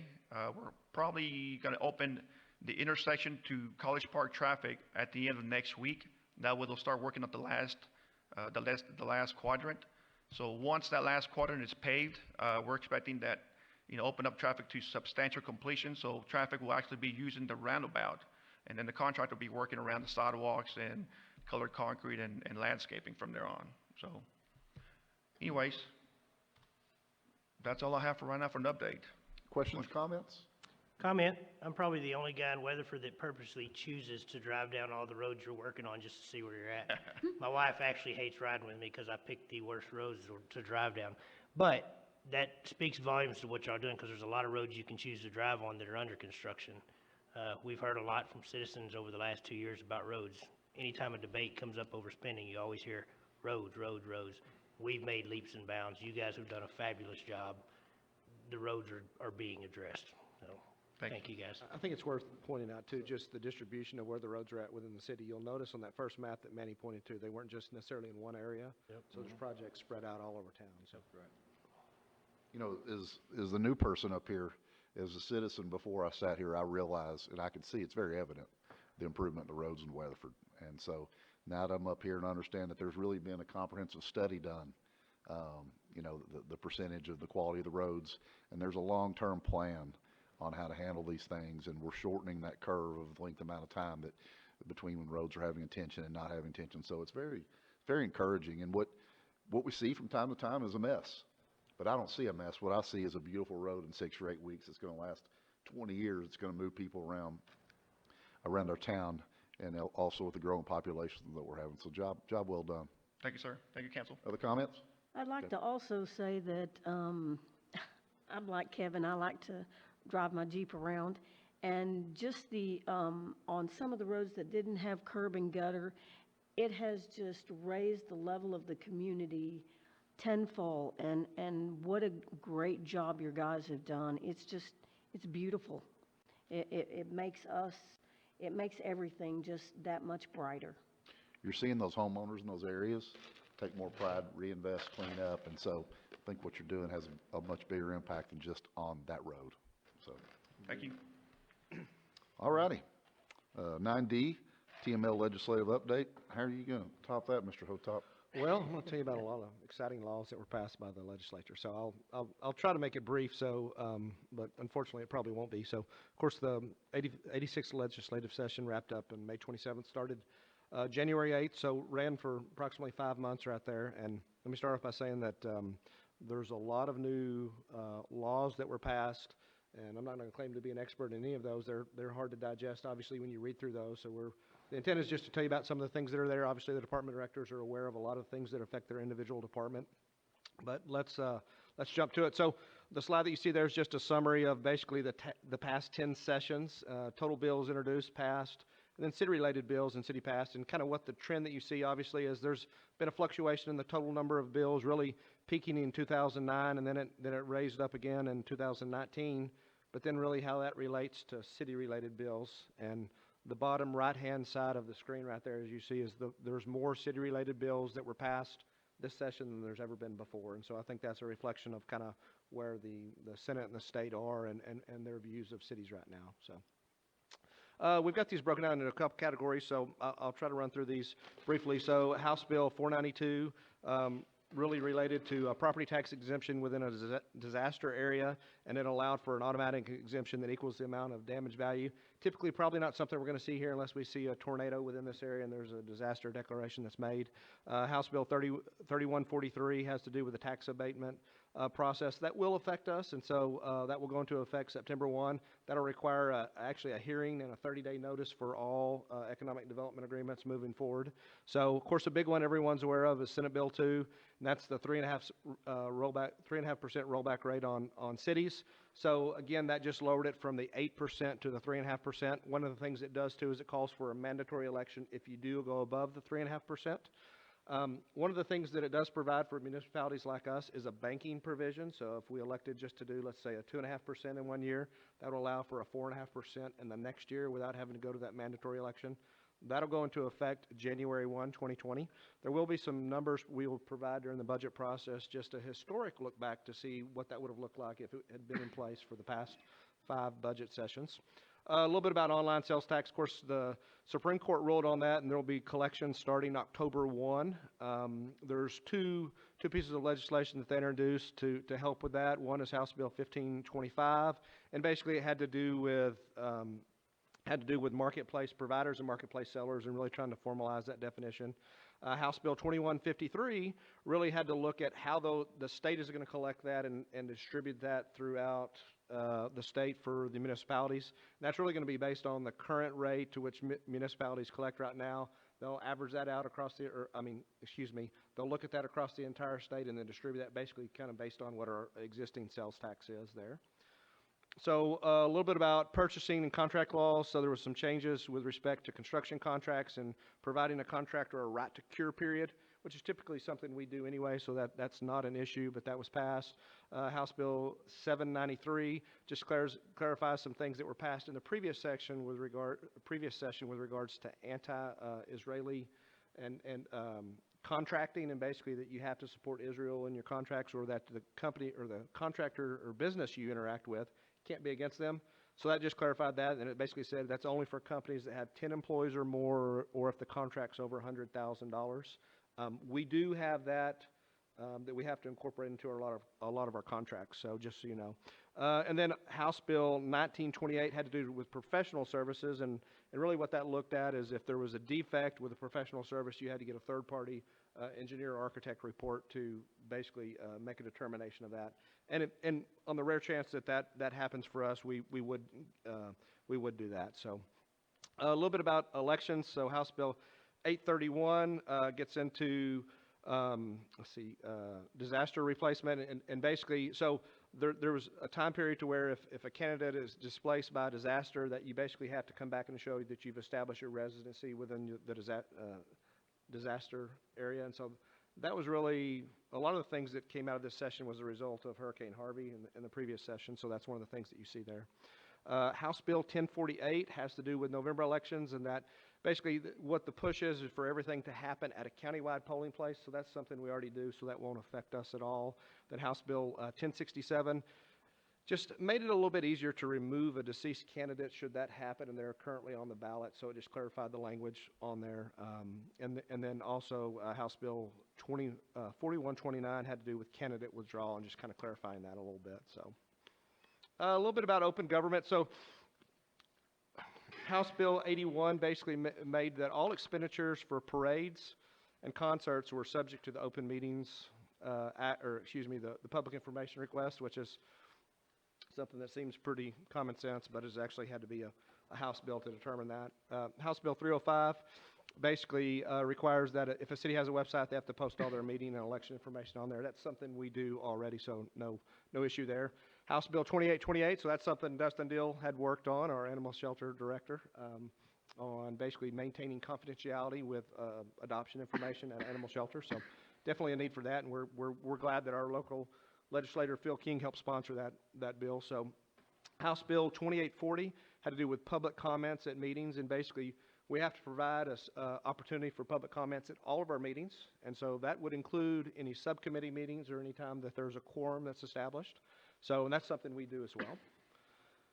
House Bill 3091 has to do with family shelters, family violence shelters, and basically providing some confidentiality with respect to their location and then the layout of those. And so that's something that didn't exist before, and so very good that it exists now. Senate Bill 494 has to do with the expansion or refining of emergency powers of a council or a governing body. So right now, under emergency declaration, we can call a public meeting in 2 hours, so that's going to be refined to 1 hour. It also goes through and does something that's a little interesting. It suspends the Public Information Act for 7 days, should that happen. Senate Bill 943 has to do with third-party vendors and contractors, and it just makes them subject to all of our open records requirements. Really nothing new there and something we would expect, but anybody we would contract with would still have to provide the information. And then Senate Bill 1640 basically makes it a criminal penalty for violating the Open Meetings Act, and so just kind of ramps that up a little bit. A few things about finance and administration. Let me turn to some of my notes here. There was a lot of discussion at the Capitol about lemonade stands, and so originally when House Bill 243 was proposed, it had to do with lemonade stands. It came out that basically it was a non-alcoholic drink, and basically what it actually did is it basically says you can't regulate lemonade stands, but by doing that, they actually preempted the state's regulation of raw milk sales, so that is now legal to sell raw milk in the state of Texas as a result of that. House Bill 410 basically allows for fowl and rabbit processing within residential neighborhoods, which was an interesting House bill to help provide. So you can basically set up a processing facility in your residential house at this point. For personal use? For personal use, yeah. It's not open use, just personal use, right? Do something real quick here. I lost some of my notes here. There's a lot of them in here. We need a party at your house. Yeah, there we are, right there. The one right past the rabbits and the chickens. Yeah. Chickens House Bill always get us 440. sidetracked. So it basically has to do with unspent bond funds, and so this is something that currently is in place for municipalities, but it basically says if you have unspent bond funds from a GO issuance, that you have to go back for voter approval of how to spend those. So it expands that to a county and school district.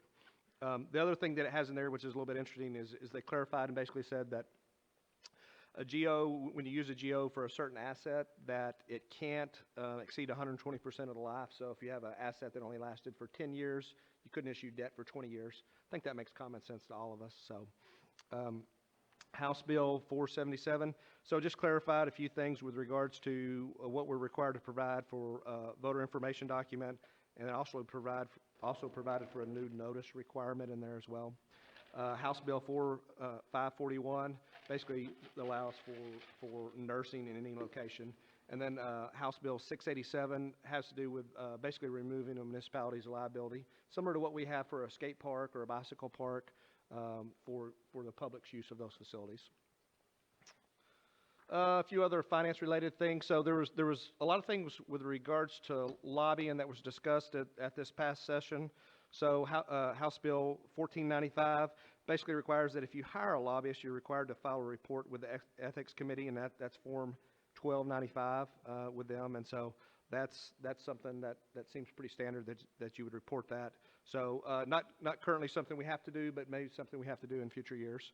House Bill 2816 basically says that a city can't hire a contingent fee attorney, not something we've typically done in the past or anything that I'm aware of that we've ever done in the past. So House Bill 3834 basically requires, and this is something that we do on an annual basis because of our IT department, just requires you go through an annual cyber training.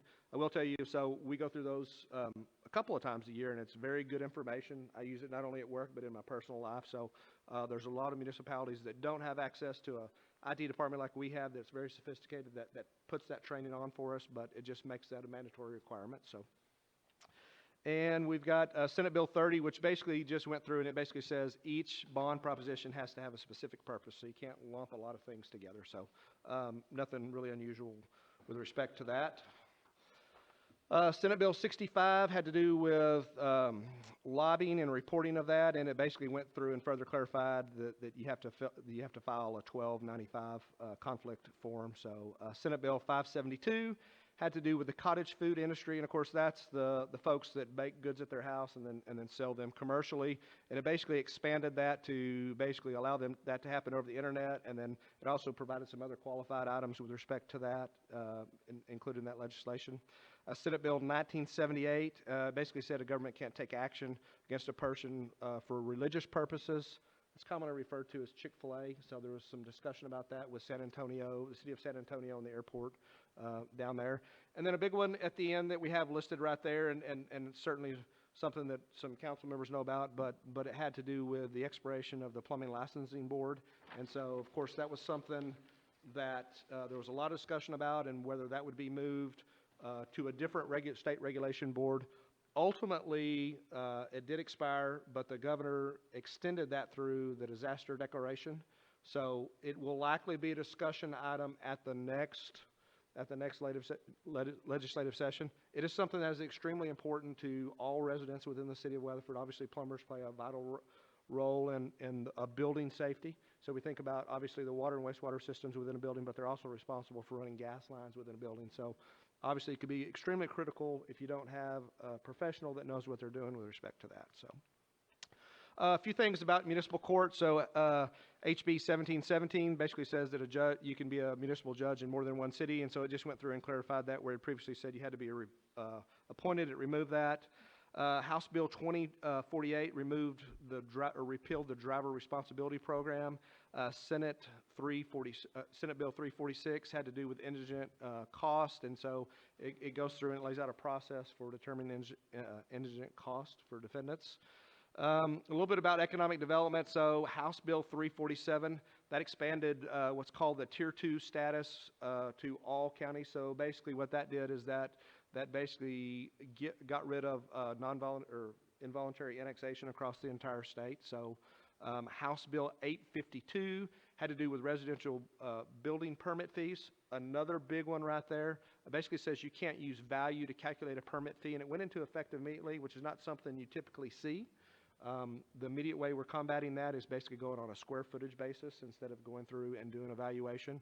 So you can basically get to the same cost, so I'm really not sure what they were trying to get to with respect to that. House Bill 2439, basically, and this is another very critical thing to the city of Weatherford, says you can't regulate building materials that are authorized by the building code. So it takes away our ability to basically have masonry requirements within a neighborhood. Now, this doesn't affect a deed restriction subdivision at all, but it could affect things like downtown, where we want to create a certain look. Someone could still go in and put a metal building up in that location if it's approved building material with the National Building Code. This is not something we're in favor of, something we think is not necessarily good for the city of Weatherford. And a lot of cities were opposed to it. It is something that was passed, though. House Bill 2496 went through, and it basically got rid of the mandatory requirement for historic designation districts. So all districts have to be voluntary when they're created at this point. House Bill 2497 went through and clarified the appeal process for the Board of Adjustments. And so that's not something we've had a lot of questions with respect to, but definitely something that will be applicable to the city of Weatherford. House Bill 2858 went through and applied a swimming pool code to the state of Texas. Prior to that, there was no swimming pool code within the state of Texas, which is kind of interesting because we're tasked with regulating swimming pools. So we used a code, but there was no statewide code that they made reference to. Another big one that will affect us substantially is House Bill 3167. And it basically says that you have to make a determination for approval or disapproval on a subdivision plan or plat within 30 days, or it's deemed approved. So there's the intent of what that is to try to push things through the process relatively quickly. I think the actual practical application of that, though, will make things more difficult for a developer because it'll require that we have every single development requirement from day one, or we will not accept the application. So indirectly, I think it will actually slow the process down from the creation of that law. It won't speed things up because in reference to tonight where an applicant can come through without some of the things being done and really trying to make a determination, is this project a go or no go for them? They won't be able to do that. They'll have to invest a lot more dollars up front in order to determine is the project feasible. That may be a good thing in the end, but as far as the complaint with regards to time that you hear from a lot of developers, it will slow them down dramatically up to the process where they're determined to be administratively complete.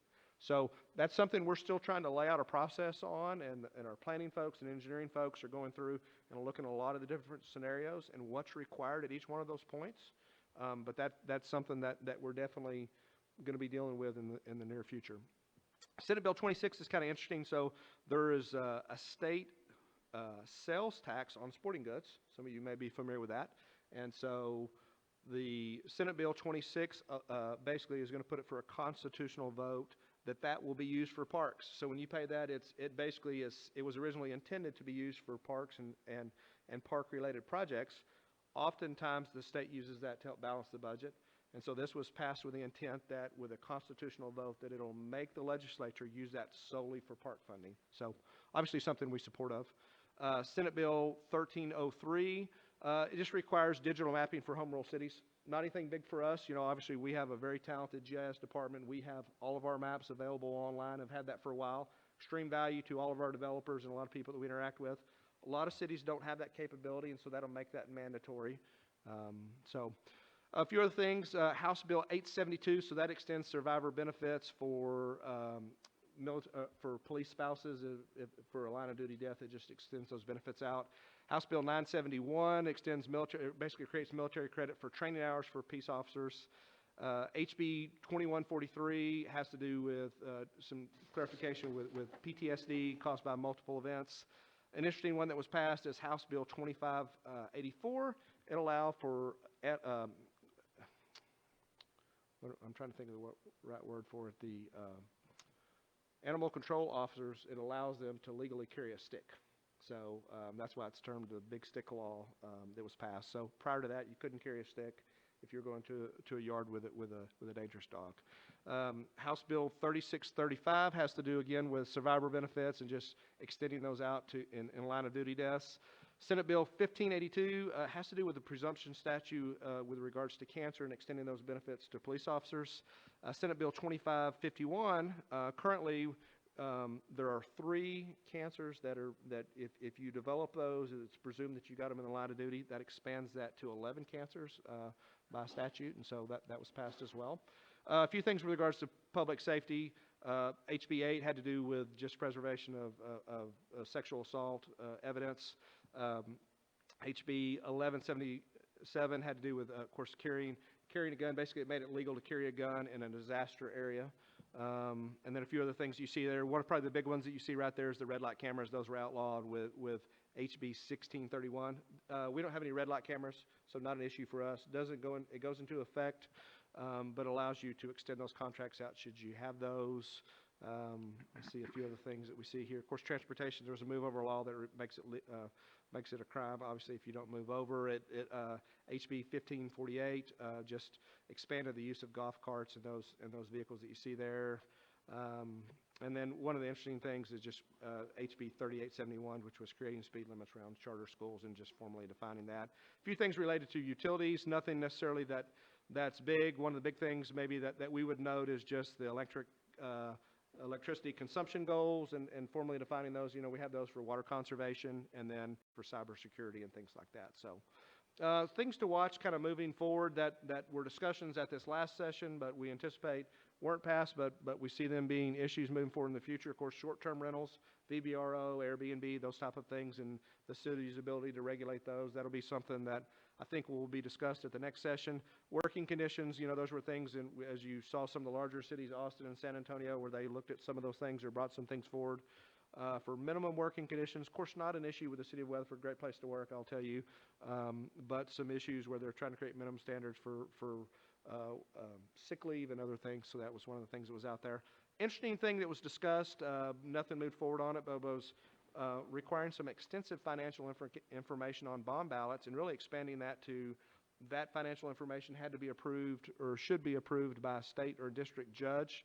Those things didn't ultimately move forward. We do provide financial information on the previous bond ballots, but really went through and created multi-page ballots, and so that was a big discussion at the legislature.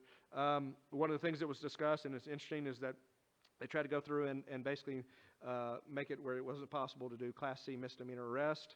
There was several things, like one of the things that we thought was interesting and would affect us substantially had it passed, but it would require that you make an offer of 145% of fair market value in an eminent domain case. That's really not something we're in favor of at all, and really bad legislation in our opinion. One of the things you look out there is that they talked about, and it seemed to be difficult for the practical application of it, but it was a creation of an email notification list for all city-related fees, and that you have to email that out at all times. That's possibly something that could come back. And then there was discussion, and it's likely it'll come back at the next session, but requiring that a city use a countywide polling place at the May election obviously wouldn't affect us. We do that anyway. So one of the things I did want to say, and I didn't put a slide in here, but we did have House Bill 4347 that was passed. Of course, that was legislation that our local representative, Phil King, carried for us. Extremely important to the city of Weatherford, and we're extremely grateful for him introducing that bill and pushing that forward. And what that did is that allowed for the use of the state's portion of the hotel motel fund and sales tax for the attraction of a full-service hotel and convention center. That's one of the things we're in the process of trying to develop right now. So we've got an RFP that we're getting ready to issue on the street. But obviously, we couldn't have gotten that done without the help from our local representative. So we're extremely grateful for him carrying that, doing a lot of the work that it takes to get something through the legislative process. Extremely difficult process down in Austin to navigate through. And so, again, just can't say enough about that. So tried to recap that quickly, knowing that we're at the end of the meeting. Obviously, I won't claim to be an expert in any of that, but we can certainly bring back any information or get you anything else you need about any of that legislation. And there's other things that I may not have touched on which were passed, but you can see a large amount of things that affect us. So, questions for Mr. Hotop? I did. When's Sharon coming back? Tomorrow. Yeah. I'm just kidding. Yeah. No, good Yeah. information. Yeah. I enjoyed working with you on the Can you run through legislation, those so. again real fast? Yeah. Thank you. Yeah. You spent a lot of time on that, and there's some important legislation, some things hopefully we can work on next session. But we've had some great things happen for Weatherford. They're going to help us too this last session. So, great. Thanks for that. Item 10 on the agenda, future agenda items. Council, anybody? Mayor Pro Tem Wilder. Yes, sir, I have a couple. We're just taking one tonight. I'm kidding. Go ahead. First. I'll take Kevin's too. Oh, there you How's go. that? The first one is, and I know we're getting our new our new director. Mr. Kidner starts on Monday. So we'll put him on the firing line immediately. But I'd like to have a work session on planning and zoning, specifically in regard to density issues in R1. So I would like to review that, and personally would like to have some changes made to that. With respect to the entire city? Yes, sir. Okay. So the specific thing you're looking for is just looking at the possibility of making that less dense within that, is what I presume? Correct. that I would like discussion? it Okay. to mirror what is already in the city of Weatherford and our unique culture within the city of Weatherford, and have a work session that discusses that with council in driving around the city, which I love to do. Got a new Jeep and I love to drive. So going through there, I see neighborhoods like those at Marshall Park and Cherry Park here. We've got to summarize this into an agenda item. We can't- Sorry. I know we So- can't talk about it. I'm wanting to mirror that, so specifically to the density to mirror that. Single family or multifamily, both, or just single family? Both. Okay. Would you be opposed if we incorporated that into a joint session with planning and zoning? That seemed like that would make sense. That would be awesome. Great. Okay. You okay with that? Second one? My second one is I'd like for us to look at our tree ordinance and make it stronger. Okay. We can certainly do that. That was a directive from the council, and that'll be something the new planning director will be working on. So we'll bring that back at a later date, unless you feel we need a workshop to discuss some specific items related to that. Well, this is a different council, sort of. We incorporate the two work sessions together. Yeah, let's Okay. do that. Is that okay for efficiency? That would be great, Great, perfect. because those kind of go hand in hand. Our director in that department's brand new. Can we set this out? Are you okay with a 60-day window or a 90-day window? What's your Oh, yeah. comfortable level? Okay. I'm just saying, Within 90 days, is that okay? within 90 days, let's do that. Staff comfortable with that? We are? Okay. I'm not the one doing the work, so I'll give him 30. No, 90 is He'd perfect. give him 3. I gave mine to her, yeah. He can't start that on Monday? Mr. Robinson, anything? I'm good. Staff? I'm good. Okay, item 11 on the agenda, citizen comments on non-agenda items. We don't have any speaker cards for that. Item 12 on the agenda is adjournment. There is already a motion on the floor by Kevin Cleveland for adjournment and a second by Mayor Pro Tem Wilder. Any discussion or closing comments? Hearing none, we'll call for a vote at this time.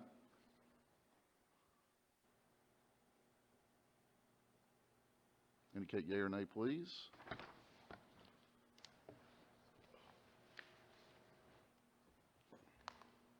Appreciate all your time and energy. Council's adjourned unanimously at 8:34 PM.